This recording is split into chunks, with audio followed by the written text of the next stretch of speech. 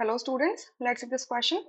The question says preparation of lyophobic sols by chemical method involves double decomposition, hydrolysis, reduction या all of these. Yeah. So यहाँ पे lyophobic sols की बात कर रहे हैं. Sols क्या होते हैं? Colloids होते हैं. Clear? Sols मतलब colloids. तो यहाँ पर लायोफोबिक कोलॉइड्स या लायोफोबिक सोल्स की बात हो रही है. तो ये जो क्लासिफिकेशन है it is based on the nature of interaction between the dispersed phase and the dispersion medium. So on that basis हमारे पास दो टाइप के सोल्स होते हैं, लायोफिलिक सोल और लायोफोबिक सोल्स. लायोफिलिक का मतलब क्या होता है? सॉल्वेंट लविंग या सॉल्वेंट अट्रैक्टिंग सोल्स. मतलब ऐसे सोल्स जिसका जो डिस्पर्स्ड फेज है वो डिस्पर्जन मीडियम के साथ अट्रैक्टेड रहता है.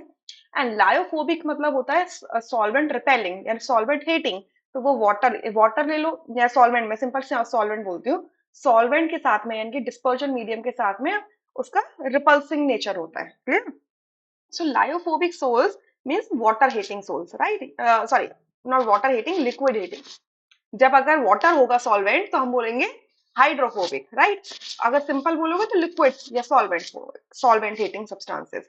तो सब्सटेंसेस लाइक मेटल या फिर उनके सल्फाइड्स, जब उन्हें हम सिंपली मिक्स कर देते हैं डिस्पर्जन मीडियम में, सो वो सिंपली कॉलॉइड का फॉर्मेशन नहीं करते हैं. ठीक है, सिंपल मिक्सिंग से वो कॉलॉइड का फॉर्मेशन नहीं करते हैं, जैसे कि आपका लायोफोबिक कर लेते हैं.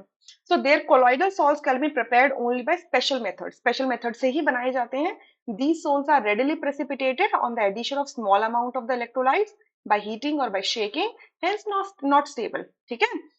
तो अब इनकी जो प्रिपरेशन होती है वो स्पेशल मेथड से होती है.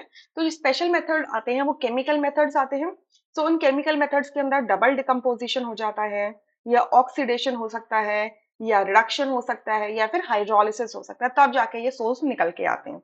सो अगर मैं एक एक करके आपसे अगर ऑप्शंस देखूं तो डबल डिकम्पोजिशन से बन सकते हैं लाइफोबिक, हाइड्रोलिसिस से बन सकते हैं, रिडक्शन से बन सकते हैं, यानी कि इन सब में जो एप्ट है वो क्या, all of this. So fourth option correct हो जाएगा, rest options would be incorrect. एक एक करके इसका एग्जाम्पल देख लेते हैं. अगर डबल डिकम्पोजिशन से बनाना हो तो मैंने लेट से AS2O3 ले लिया, आर्सेनिक का ऑक्साइड ले लिया. ठीक है, इसको ट्रीट कर दिया किससे? हाइड्रोजन सल्फाइड से.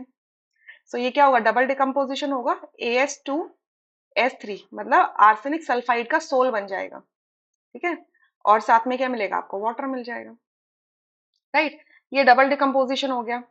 इधर सेकंड में देखो, अगर मैं हाइड्रोलिसिस कर दूं इसका, सो हाइड्रोलिसिस में लेट से मैंने फेरिक क्लोराइड ले लिया. फेरिक क्लोराइड के अंदर मैंने हाइड्रोलिसिस करा तो मतलब वाटर डाला जाएगा, और क्या बनेगा? ये फेरिक हाइड्रोक्साइड बनेगा. ठीक है, इसका सोल निकल के आएगा, या और साथ में आपका HCl होगा. ठीक है, राइट? अगर इसको बैलेंस करो तो यहाँ 3 आएगा, और यहाँ पे भी 3 आएगा ना, राइट? और यहाँ पर 3 आएगा. ठीक है, थर्ड में लिखा है रिडक्शन प्रोसेस से सोल कैसे बनाएंगे. तो लेट्स टेक गोल्ड का क्लोराइड.